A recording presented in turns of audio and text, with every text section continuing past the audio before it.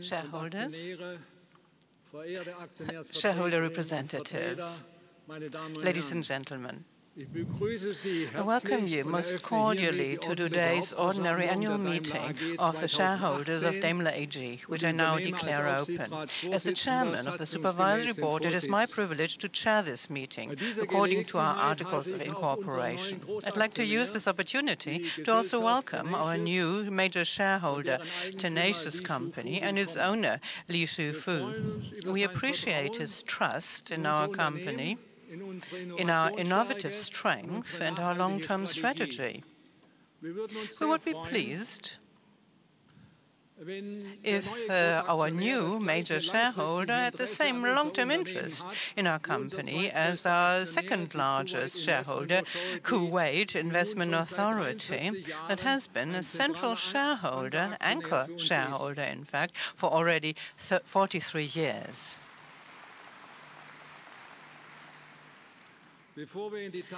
Ladies and gentlemen, before getting down to business, let us honor those who have passed away. May I ask you to rise to your feet?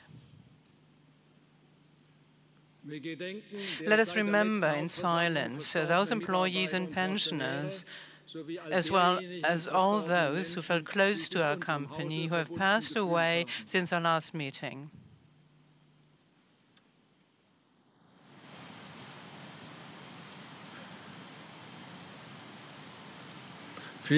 Thank you.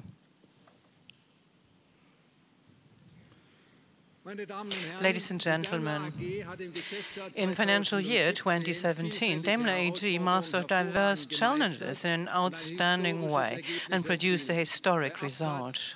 New records in volume, revenues, earnings and profitability. On behalf of the full supervisory board, and I'm sure also on behalf of you shareholders, I congratulate most cordially the board of management as well as all employees of Daimler AG.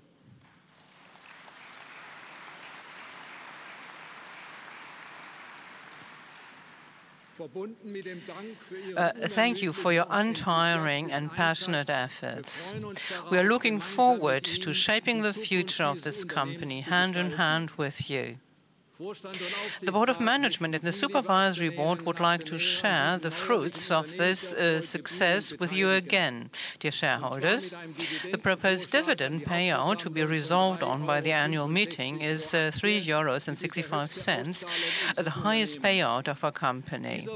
This proposal takes into account both the excellent results and the challenges of the future, as well as our intention to keep dividends at the same level. The total payout of almost €4 billion is among the highest of DAX companies, by the way.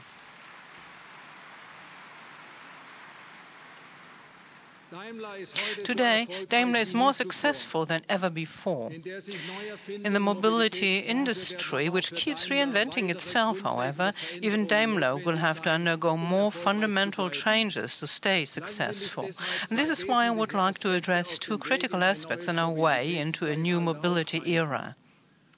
For one, there are far-reaching technical and social developments which change our industry in a fundamental way, and then there are our plans to realign and reorganize our group.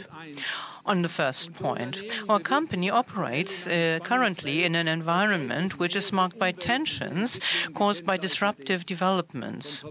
From the internal combustion engine to electric drives, from vehicles owned to mobility services used as needed, from active to autonomous driving, and finally from analog to connected trips. Each of these areas on its own already constitutes an enormous technical challenge. It's our goal to give a new shape to individual mobility by means of sustainable products and innovative services. The key to success will reside in closely connecting mobility concepts and drive technologies. In this transformation process, it is the role of the Supervisory Board to make sure that the company has all the means to be successful in the long term. Point 2, the future project.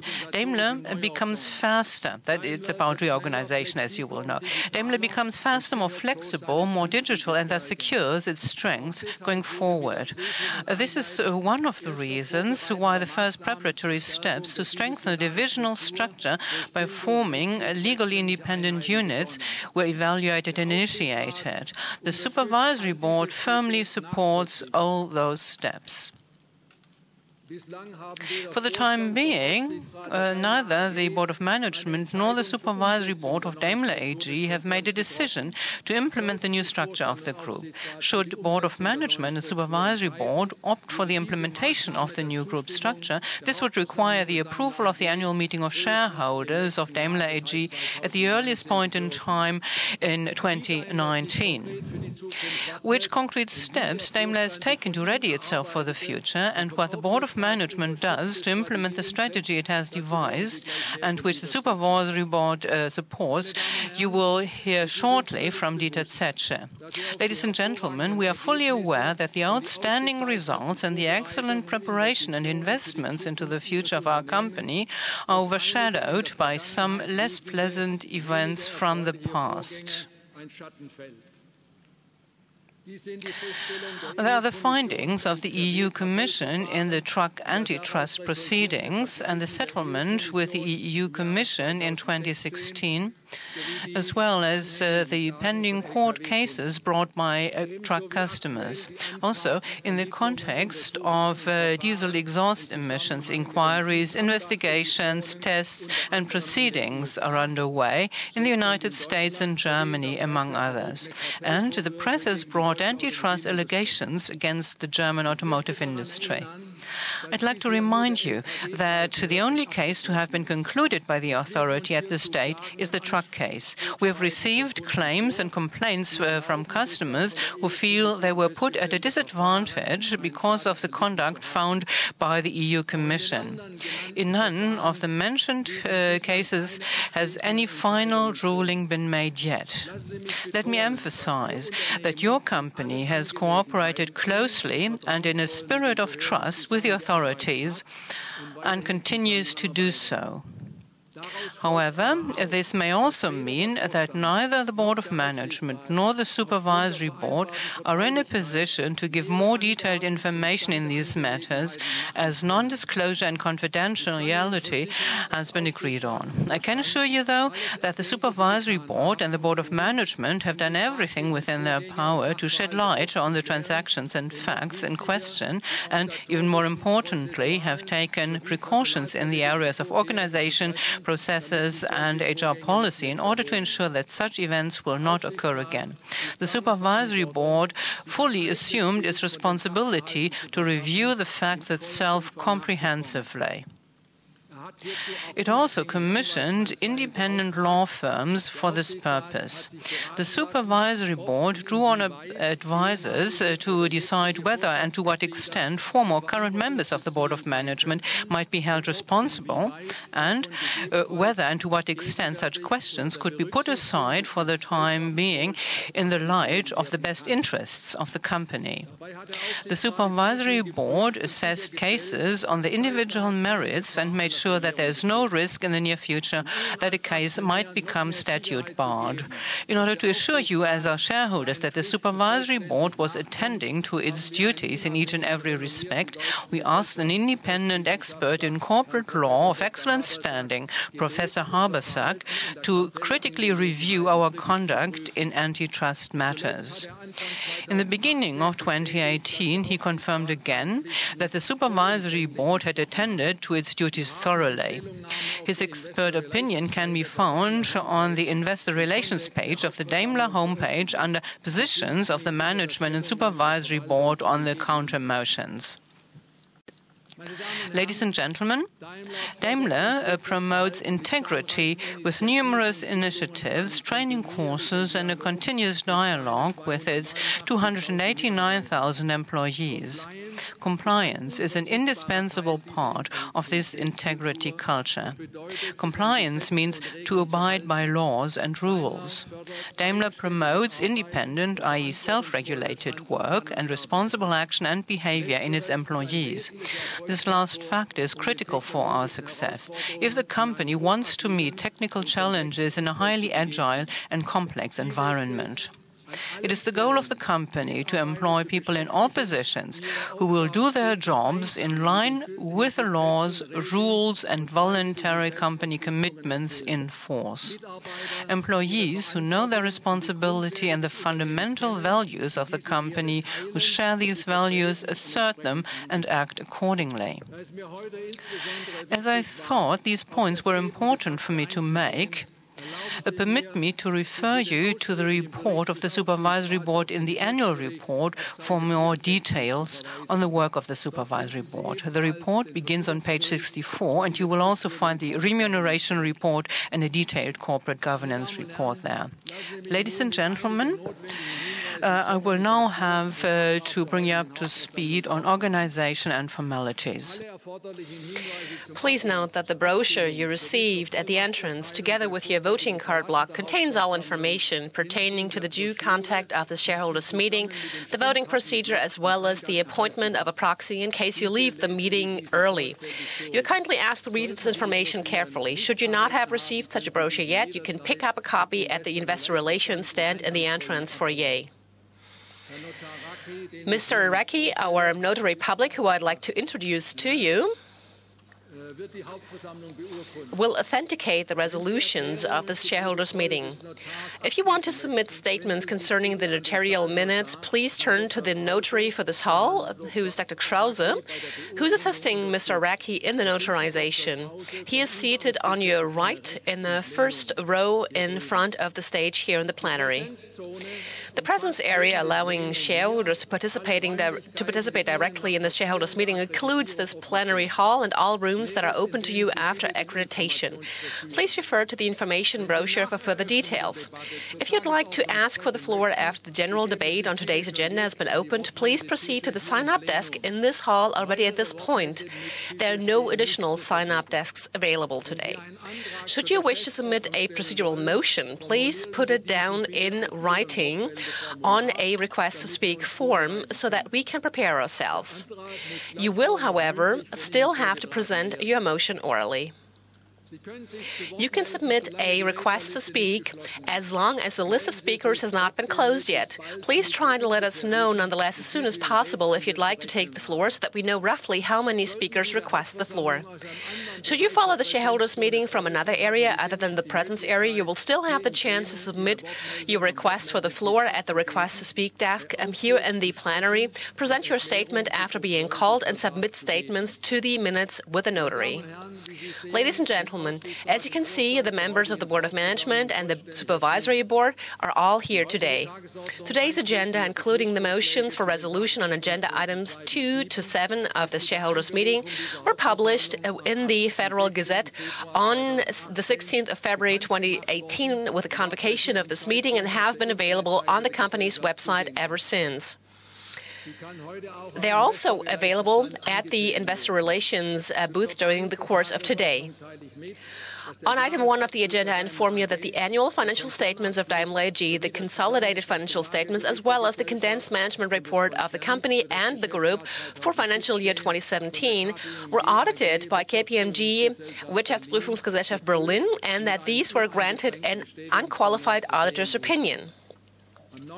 On February 9, 2018, the Supervisory Board adopted the annual financial statements of Daimler AG and the group financial statements after its own review of these documents. The annual financial statements of Daimler AG are therefore approved. Ladies and gentlemen, let me now proceed to some staffing issues of the Board of Management and the Supervisory Board. At its meeting on the 10th of February 2017, Oleg Kalenius was appointed as member of the Board of Management of Daimler AG, responsible for group research and Mercedes-Benz cars development for another 5 years, starting on the 1st of January 2018. We look forward to continuing our cooperation with Ole Källenius. Research and development are two key areas in the automotive industry. His experience and expertise will allow Ole Källenius to strengthen and expand Daimler's position as a technology leader. At its meeting on the 9th of February 2018, the Supervisory Board appointed Renata Rungo-Brünger as a member of the Board of Management of Daimler AG, responsible for integrity and legal affairs for another 5 years, starting on the 1st of January 2019. We're glad to be able to continue our successful cooperation with Renata Rungo-Brünger. As an experienced lawyer and compliance expert, she's been shaping our company in remarkable ways, both in relation to strategic issues as well as in terms of our operative business. Having more than 25 years of international experience, she also prepares the cooperation for future regulatory challenges. Ladies and gentlemen, let me now inform you about some staffing changes in the Supervisory Board. In March of 2018, the regular elections for employee representatives to the Supervisory Board took place. The term of mandate of any newly elected Supervisory Board members begins at the end of this shareholders' meeting. I'd like to extend a special welcome to two new faces among employees' representatives, Dr. Sabine Zimmer and Raymond Curry. Welcome to the Supervisory Board of Daimler AG. We're looking forward to working with you.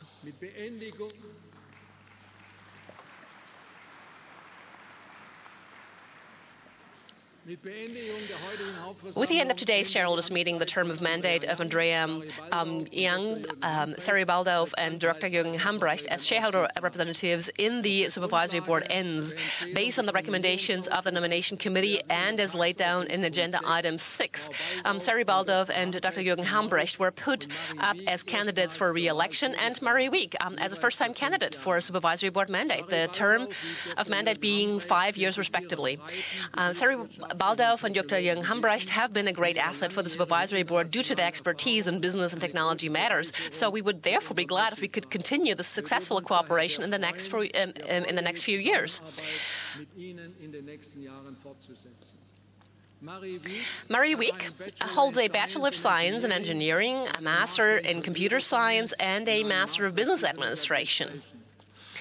She has 35 years of experience in various technical and executive positions at IBM in the areas of hardware, software, and cloud computing, and has been working as a general manager of IBM Blockchain since 2017.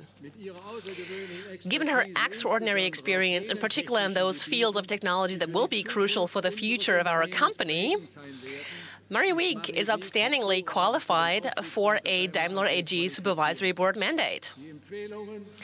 The recommendations of the Nomination Committee on the election of Supervisory Board members follow our new holistic qualifications profile for candidates in which aspects of the composition of the Supervisory Board are described. Please refer to page 211 of the Corporate Governance Report in the annual report for the detailed profile. And I'd like to say a big thank you to Andrea Jung, Jörg Spies, and Walter Sanchez, whose Supervisory Board mandates will end with the end of this shareholders' meeting. I appreciate your commitment and hard work as members of the Supervisory Board and your contributions to the well-being of this company. I would like to thank you on behalf of the entire board for that.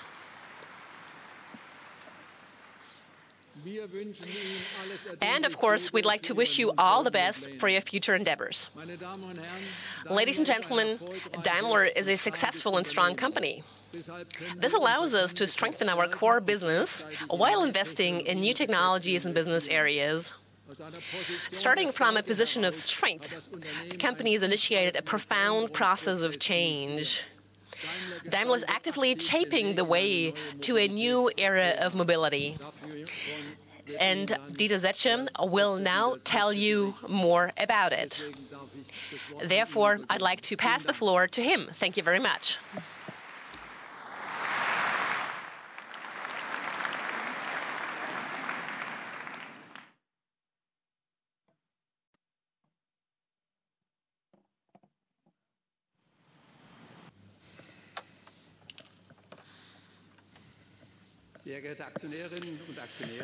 Shareholders, shareholders' representatives, ladies and gentlemen, a very warm welcome to this year's annual shareholders meeting of your company. Many of you have been part of Daimler community for years. I thank you for that loyalty. Other shareholders have invested in Daimler only recently.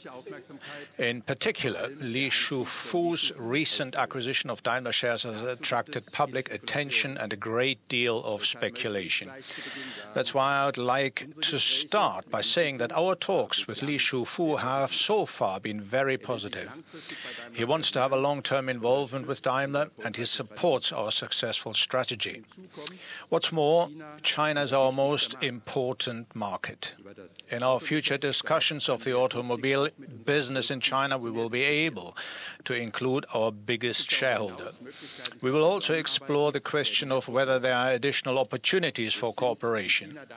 In China, we are open to all possible options that are compatible with the interests of our long-term partner.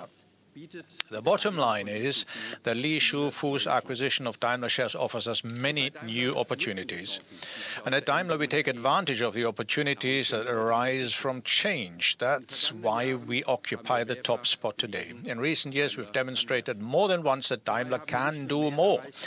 We've achieved more than many would have expected of us, and in some areas, we've even achieved more than we ourselves had planned. With Mercedes-Benz, for example, we wanted to overtake our competitors by 2020. We already achieved that goal in 2016. In 2017, we consolidated our top position and extended our lead. In the past financial year, we increased the Daimler Group's revenue by 7% to 164.3 billion euros.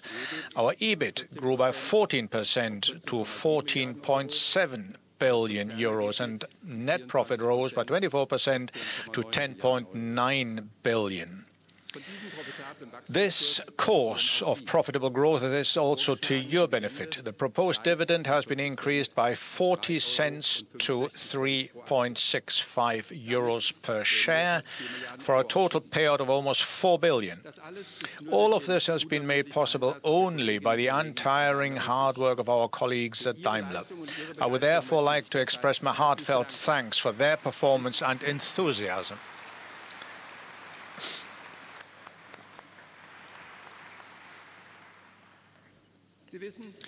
As you know, we have ambitious plans for the future as well. Daimler is undergoing the biggest transformation in its history. And once again, we're going to demonstrate that Daimler can do more. So we are concentrating on 5 strategic areas. We're further expanding our core business. We are the driving force in the case fields. We're continuing to develop our corporate culture. We're optimizing our corporate structure. And as we move forward in all of these areas, we're steadily focusing on our customers. I'd like to talk first about our core business. This is our economic backbone, which we will strengthen even further. That's why we're investing above all in new products. For instance, in 2018, we will launch more than a dozen new car models. The first of them this year was the new G-Class. It's more practical than ever for daily use and road, and even more effective for off-road driving. On top of that, we've preserved this icon's unique personality. We've sold almost 300,000 G-Class SUVs since 1979, and about 80% of them are still on the road today. This success story benefits the Mercedes brand as a whole. The same is true for the A-Class. It has played a major role in the brand's rejuvenation. The new A-Class is now taking the next step. It has an uncompromisingly dynamic design while offering even more comfort. In terms of connectivity, it sets benchmarks not only for the compact segment. 4 weeks ago, we presented the new 4-door AMG GT in Geneva. With this model, we're opening up the sports wagon segment for customers looking for a car they can use daily without missing the unique performance of a Mercedes AMG. And those are the Mercedes highlights of just the past 3 months. our product offensive maintaining its fast pace. At Vans, the Sprinter is the innovation of the year. The demands placed on a van are rare, as individual as our customers. That's why one ingredient of the Sprinter's recipe for success is our ability to offer it in over 1,700 basic variants. In the future, the Sprinter, like the Vito, will also be available as an electric vehicle. You can see it here on stage. But state-of-the-art combustion engines are also helping to further reduce CO2 emissions in road traffic. The diesel engine, in particular, is playing a major role here. It's absolutely clear that we, automotive manufacturers, are responsible for reconciling individual mobility with climate protection and clean air. That's why I'd like to say three things about this topic. First, we're making every effort to bring more facts and greater objectivity into the discussion of the diesel engine.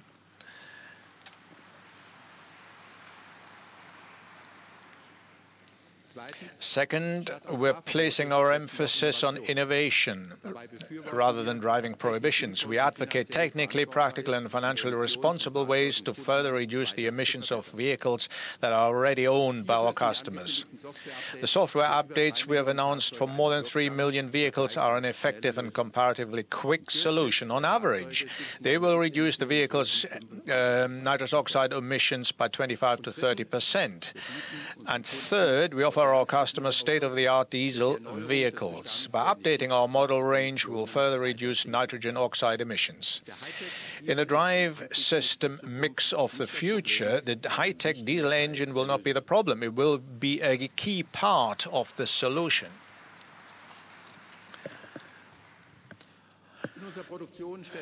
We are preparing for a mix of drive systems at our production plants. Our goal is to be able to produce every model on every production line, whatever its drive system and its architecture.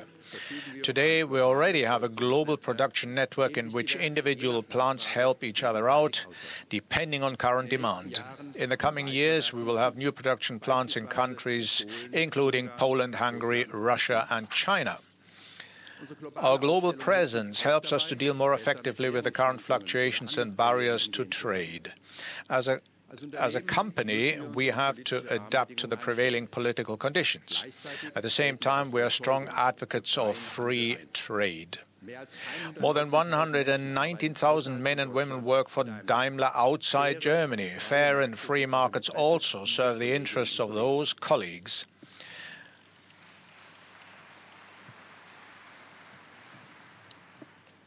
And that brings me to my second topic, which will be crucial for our future success: CASE.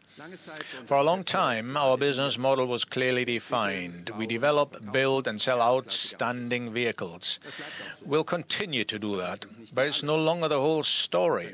Connectivity, autonomous driving, shared mobility, and electric mobility are opening up an infinite number of additional opportunities to thrill our customers. Let me give you just a few examples.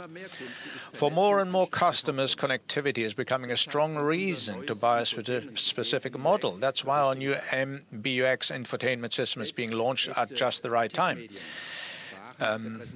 Even tech media have talked about a new benchmark. MBUX automatically navigates you to your next appointment. It reminds you of your next birthday that's coming up. And thanks to artificial intelligence, it knows what kind of music you like to hear while you drive home from work. The car doesn't merely know its owner, it thinks ahead. For example, if you say, "I'm feeling cold," it turns up the temperature. The great thing is that you can speak just as you please. The system even understands dialects. And that is very important for our Swabian engineers.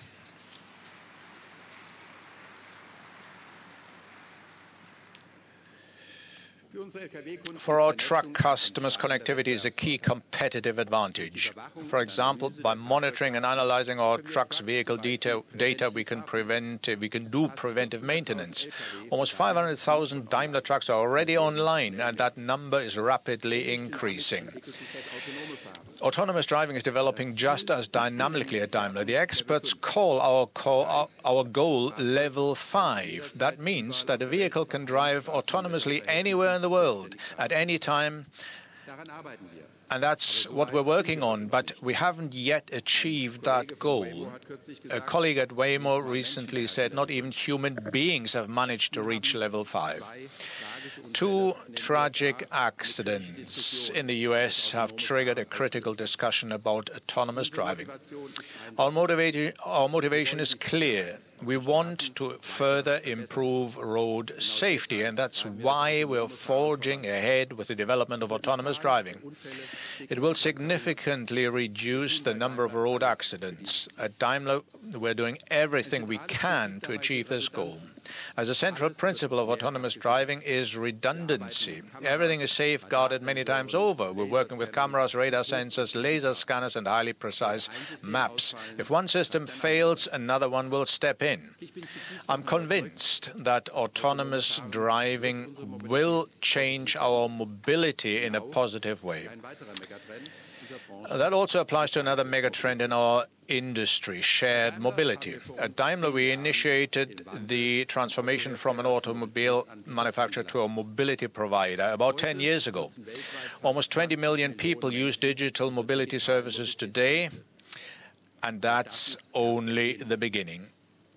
In the future, Daimler and BMW aim to join forces as mobility services provider. For decades, BMW has been one of our toughest competitors. We want things to stay that way. We're still competitors in terms of our vehicles. Nonetheless, we now want to work together as we take our mobility services to the next level. That way we can offer our customers a complete package that ranges from car sharing to ride sharing, parking and charging. We're also going to discuss how autonomous driving will change urban mobility. Our goal at Daimler is to put the first driverless taxis on the road in the early 2020s. All of our cars in those fleets will have electric drive systems. We flipped the switch to electric mobility a long time ago. At Mercedes, we will be offering at least one electrified variant in every segment by 2022. In North America, our smart cars are already completely electric. Europe will follow by 2020. At the same time, we are electrifying our vans, trucks and buses. And we have many more plans, also going beyond our products. But the transformation to emission-free mobility is also a challenge to our business operations. An increase in electric cars is good for the CO2 balance, but it's not so good for our group's balance sheet, at least not in the short term. That's why we're not easing up in our drive for efficiency. We want to have a sustainable efficiency culture at Daimler. But of course, our corporate culture involves a lot more than striving for greater efficiency. We're basically fostering the spirit of change throughout the group. That's why we launched the Leadership Challenge, the Leadership 2020 program over 2 years ago. Initially, the focus was on changing processes, rules and instruments. Everyone realized that it was more than just a call for action. Things are really changing. This year we're focusing more on the foundation of Leadership 2020, the principles by which we aim to guide our cooperation. If we want real change, it's not enough simply to revise our guidelines. Above all, it requires the right internal mindset. Here at Daimler, we've got 289,000 people who are experts in their respective fields. We want to strengthen their ability to take the initiative instead of waiting for instructions, and to proactively participate rather than administer. Today, Leadership 2020 has thousands of ambassadors all over the world who are promoting change in their respective work environments.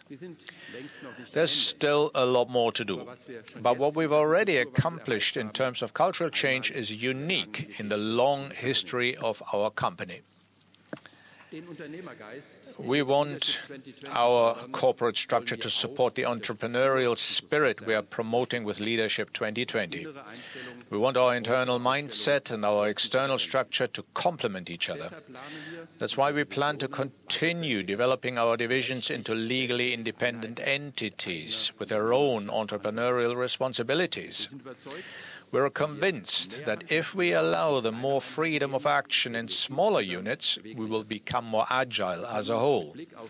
We'll be able to work in a much more focused way with regard to each customer. We will also create greater transparency for the individual divisions' business operations and will become more competitive. All of this will boost our impact and make us even more attractive to partners and investors. If the Board of Management and the Supervisory Board ultimately decides in favor of this new group structure, it will, of course, also need to be approved by the shareholders at an annual meeting. As you can see, Daimler is changing in almost every respect, technologically, economically, culturally, and structurally. But one thing was, is, and will remain the same. The focal point of our strategic thinking is the customer. In the future, the extent of our success will depend on the product. Depend on the success of our products and services in the market. The qualities that attract our customers are also good for our employees, our business partners, and you, our shareholders. The changes at Daimler, therefore, have one overall objective, making sure that we continue to fulfill our customers' wishes and requirements to the best of our ability. No one can say for sure what these wishes and requirements will look like in the future. Apparently 80% of all predictions for the future turn out to be wrong. This means that we need a guiding principle all the more, a long-term orientation for our decisions and our actions. Over the past few months, we have asked ourselves some fundamental questions. What truly motivates us above and beyond profitability targets? Why are our employees, customers, and perhaps also you, our shareholders, proud to be part of Daimler? Why does this company exist? We think the answer to these questions is a combination of what we can do and what the world needs us to do. Since we invented the automobile, the world has changed. For millions of people, the automobile has become a personal declaration of independence. But the more people enjoy the independence a vehicle brings, the more urgently we need a new kind of independence, from oil, from emissions, from accidents, and from rigid models of ownership. The success of an automobile has become its biggest challenge. Our task is to solve this paradox. And that's why we're so enthusiastic about the opportunities offered by connectivity. That's why we want to be pioneers in the field of autonomous driving. That's why we're promoting urban mobility. And that's why we're forging ahead with electric mobility. Our passion to create a better future is part of our own DNA. We know this is a very ambitious goal, but that's exactly what our founding fathers did. It's time to do it again. And it's good to know that you are at our side. Many thanks.